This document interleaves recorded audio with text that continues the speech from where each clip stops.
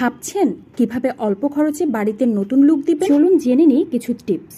প্রথমেই সব রুমের বিছানার চাদর পাল্টে ফেলুন। চেষ্টা করবেন বিছানার চাদরগুলো একটু হালকা রঙের মধ্যে রাখতে। চাদরের সাথে ম্যাচিং করে বালিশ, কোলবালিশ এবং কুশন কভার সেট করুন।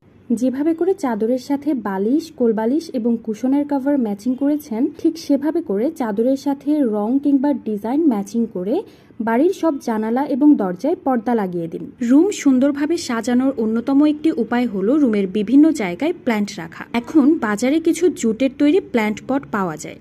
আপনারা বিছানার চাদরের সাথে ম্যাচিং করে সেই প্ল্যান্ট পট ব্যবহার করতে পারেন। এতে করে দেখবেন রুমের লুকটা পুরাই পাল্টে গেছে। এই সব কিছু করার পর আপনি যখন প্রতিটি রুমের দেওয়ালগুলো সাজাবেন, তখনই দেখবেন আসল চমক। এক্ষেত্রে আপনারা ব্যবহার করতে পারেন বিভিন্ন থিমের রং বেরঙের ফটো ফ্রেম। এই ফটো ফ্রেমগুলো দেওয়ালে লাগালেই রুমের লুক এক নিমিষেই পাল্টে যায়। এই ফ্রেমগুলো কিন্তু